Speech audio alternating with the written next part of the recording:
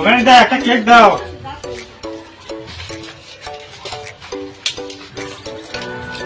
দাম কত? 5 টাকা। আটটা দাও।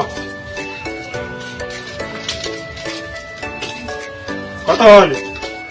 দাও, হিসাব করা লাগবে। 3 5 5 যোগ সমান সমান 55। 3 55 টাকা ভাই। 55 টাকা।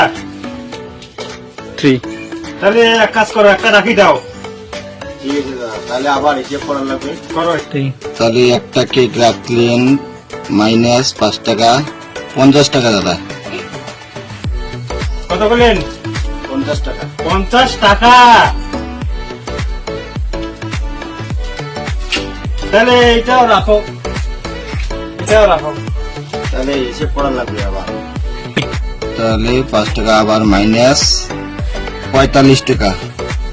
45 টাকা। 3 কত বললেন তাহলে? 45 টাকা দেওয়া লাগবে। 45 টাকা। 3 আমি তো কিছুই নিলাম না, 45 টাকা বিল দিলো। এই যে আমার হিসাব তো ঠিক আছে না? 3 এই যে আমার হিসাব তো ঠিক আছে। এই যে 5 টাকা কেক, পরে 5 টাকা 55 টাকা, 5 5 55, পরে এই যে একটা কেক দিছেন 5 টাকা মাইনাস 50 টাকা, পরে আরেকটা দিছেন 5 টাকা মাইনাস 45 টাকা। 45 টাকা তোমাকে দিতে হবে। 3 কিছুই নিলাম না, 45 টাকা। 3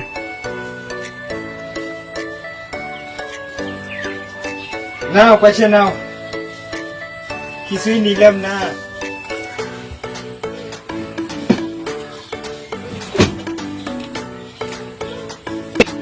আমি তো কিছুই নিলাম না, আমি বাড়িতে যাই হিসেব করবো বউর সাথে। দাদা, ওই সাথে হিসাব করলে তো হবে না। আজকে আমি দীর্ঘদিন যাবত দোকান চালাচ্ছি, হিসাব ঠিক আছে দেখি তো আমি দোকানটা চালাতে পারছি। আর তোমার হিসাবে কিছু হবে না, আমার হিসাবে তো ঠিকই তো আছে। এখানে হিসাবটা একটু দেখেন তো।